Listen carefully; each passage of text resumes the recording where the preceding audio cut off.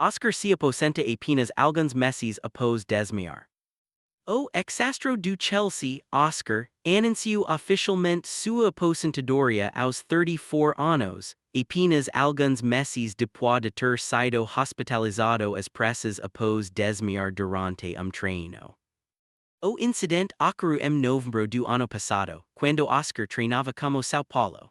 Posteriormente, ele foi diagnosticado com síncope vasovagal, uma condição que causa desmaios devido a alterações no ritmo cardíaco e na pressão arterial. Esse foi o motivo que levou o meio-campista brasileiro a encerrar precocemente sua carreira. Oscar havia retornado ao clube de sua juventude, o São Paulo, no ano passado, após 8 anos jogando na China. No entanto, disputou apenas 21 partidas antes de decidir se aposentar. Em uma declaração emocionante, Oscar disse: "Queria ter feito mais pelo São Paulo, queria jogar mais. Acredito que ainda tinha capacidade e idade para continuar jogando, mas infelizmente isso aconteceu. Agravou-me aposentar e continuar apoiando o São Paulo como torcedor. Encerro minha carreira aqui, uma trajetória que me levou ao redor do mundo. Agradeço a todos que sempre me apoiaram, especialmente neste momento difícil, acrescentou." Oscar se transferiu para o Chelsea vindo do International em 2012 por cerca de 25 milhões de libras e rapidamente se tornou uma peça importante do equipe. Em 203 partidas pelo clube londrino, marcou 38 gols e deu 31 assistências. Com a camisa do Chelsea, conquistou 2 títulos de Premier League, uma Copa da Liga e uma Liga Europa, tornando-se dos nomes marcantes de geração de ouro em Stamford Bridge. Em 2017, deixou o Chelsea para se juntar ao Shanghai SIPG por cerca de 60 milhões de libras, uma das transferências mais chamativas do época. Na China, tornou-se símbolo do clube, com 248 jogos e 5 títulos. Ao se despedir do Shanghai em 2024, o meio-campista brasileiro se emocionou e caro diante dos torcedores, encerrando capítulo de grande sucesso na carreira.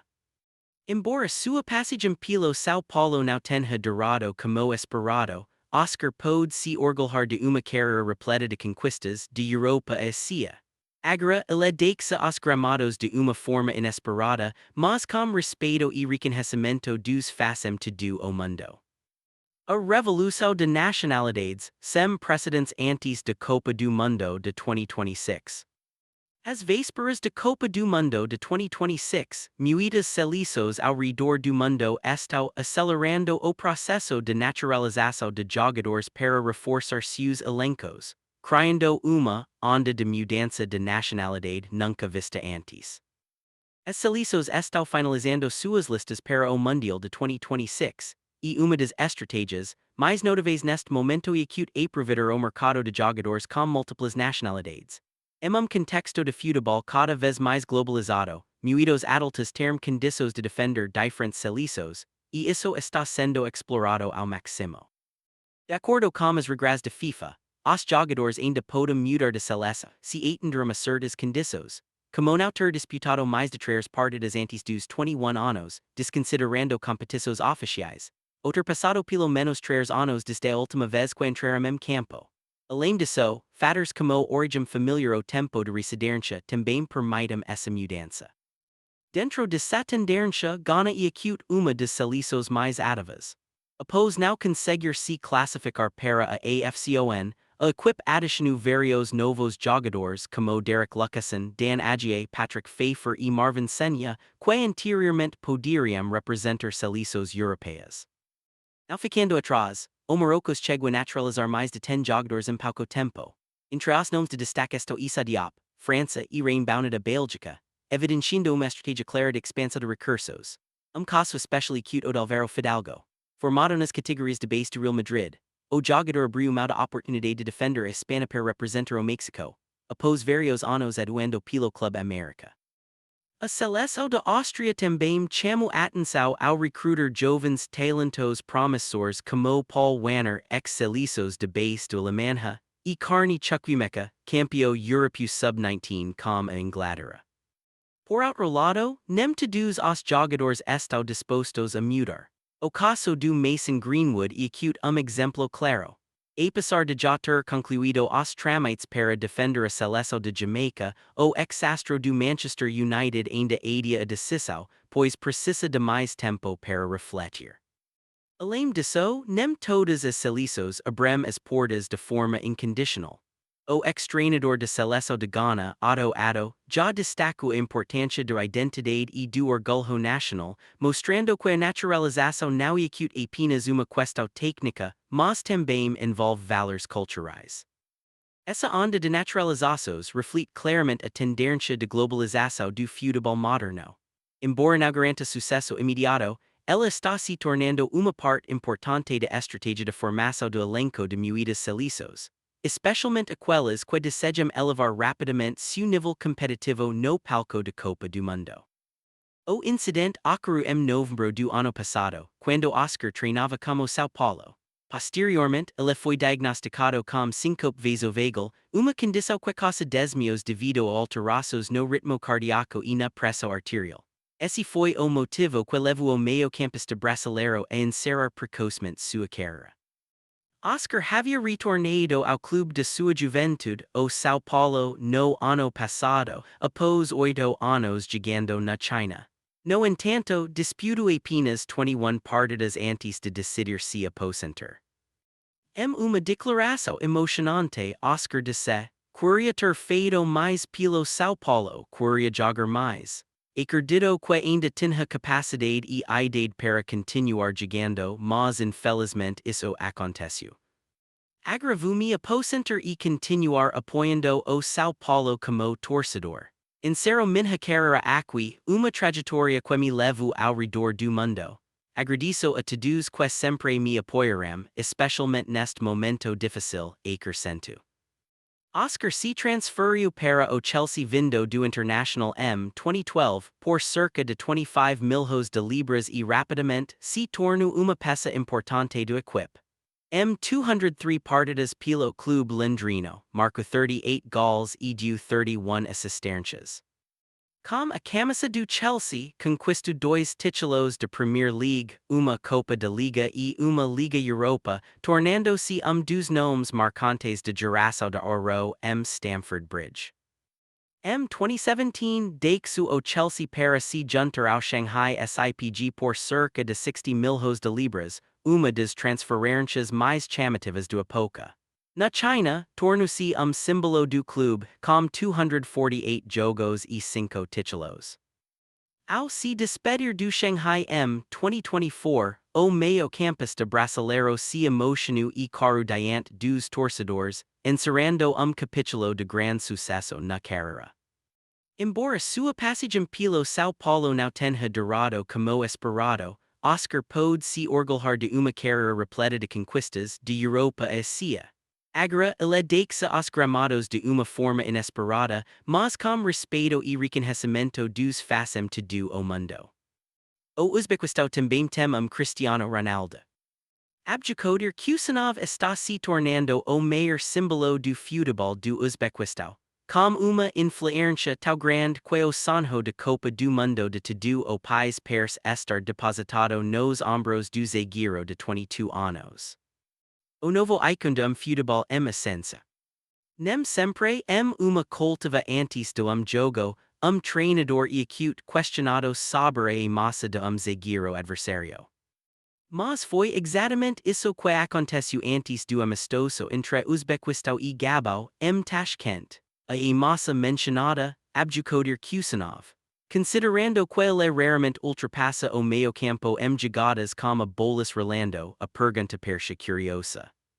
No entanto, sendo o jogador mais famoso do Uzbequistão e atuando pelo Manchester City, Kusanov acute claramente o melhor do equipe, não apenas pela sua defesa sólida, com velocidade impressionante e excelente leitura de jogo, mas também pela capacidade de iniciar ataques com passes longos precisos. Ele é acute jogador muito talentoso, afirmou o técnico de seleção do Gabão Anacit Yala. E acute jovem tem grande capacidade e joga em grande clube como o Manchester City. Teremos uma estratégia para enfrentá-lo. O fato de Kusanov estar suspenso nessa partida, após cartão vermelho amistoso contra o Ira, now refletiu bem na preparação do Gabo, mas isso não era o mais importante. O ponto central e acute que Kusanov e acute sempre o grande tema do futebol uzbek, mesmo quando não joga. Dias depois no confronto contra a Venezuela ficou claro o porquê. País que idolatra Cristiano Ronaldo mais do que qualquer outro jogador, Kusanov representou a versão uzbek do astro português. Na prática, ele está se tornando, ou pelo menos caminhando para ser, o primeiro jogador do Uzbequistão com impacto global. Desde a independência do país, em 1991, alguns nomes chegaram perto disso. O meio-campista Odil Ahmedov com mais de 100 jogos pela seleção, no Anje Makachkala ao lado de Samuel Eto'o e Roberto Carlos. Ele chegou a despertar o interesse de Arsene Wenger, mas a transferência para o Arsenal em 2012 não aconteceu. Já o artilheiro histórico e atual capitão Eldar Shomurodov jogou na Sarai e por Genoa e Roma antes de ser emprestado ao Istanbul Basaksehir, e acute dos maiores nomes do futebol uzbek moderno. Ainda assim, a ascensão meteórica de Kusanov nos últimos 3 anos do energetic Biju Belarus ao Lens Ligue 1 e depois ao Manchester City superou tudo. Ele já atuou regularmente na Premier League e na Champions League, além de conquistar a Copa da Liga, e tem apenas 22 anos. Uma estrela diferente e o destino na Copa do Mundo. Na capital Tashkent, Taduz Kanhesam Kusanov, até mesmo quando não acompanha futebol. E não é difícil entender porquê. Ele é uma verdadeira superestrela. Sua imagem aparece outdoors, associada a diversas marcas e até campanhas promocionais para a Copa do Mundo de 2026. Na qual o Uzbequistão fará sua estreia, tornando-se o primeiro país de Asia Central a alcançar esse feito. Seu casamento no ano passado virou notícia nacional. O nascimento do primeiro filho no mês passado também. O portal Zaman chegou a escrever, muitos esperam que a criança cresça forte, resiliente e traga glória ao país como o pai. Dos motivos que tornam Kusanov especially acute o fato de jogadores uzbeks raramente atuam no exterior, especialmente tão jovens quanto ele que deixou o Bunyatkar aos 18 anos. Na última convocação, 15 jogadores atuavam no campeonato local, enquanto outros jogavam no Iraque ou Emirados Árabes Unidos. País que já foi bastante fechado no passado, o caminho de Kusanov acute algo realmente extraordinário. Com investimentos crescentes em infraestrutura, academias e formação de base, o futebol uzbek evolui rapidamente. Kusanov pode não ser o último a chegar ao topo global, mas acute o primeiro. No amistoso contra o Gabo, ele chegou a precisar de segurança enquanto assiste das arquibancadas. O Uzbequistão venceu por 3-1, mas a defesa foi criticada pela ausência dele. 3 dias depois, com seu retorno contra a Venezuela, tudo mudo. No empate por 0 diante de 29 mil torcedores, a atuação do zagueiro nascido em 2004 foi o grande destaque. Ele dominou o atacante David Martinez, lançou bolas longas precisas para Austin Uranov e bloqueou diversas finalizações perigosas. Repetidamente, as jogadas longas de Venezuela eram neutralizadas por sua velocidade e tranquilidade. Em alguns momentos, ele até executou lances técnicos dignos meio-campista ofensivo, algo raro para zagueiro. Aquilo não foi a atuação defensor comum. E Kusanov também não é acute jogador comum. O Uzbequistão acabou vencendo nos penaltis e conquistou o título da FIFA Series, o segundo troféu de Kusanov em uma semana após a Copa da Liga. Ele também foi eleito o melhor jogador do torneio, mesmo sem atuar contra o Gabo. Os Uzbeks já conheciam seu talento há muito tempo. E, após início irregular, os torcedores do Manchester City também começam a perceber isso. Neste verão, Kusanov levará consigo as esperanças de toda uma nação, na primeira Copa do Mundo da história do Uzbequistão. E pelo que já demonstrou, ele vai brilhar disso não há dúvida.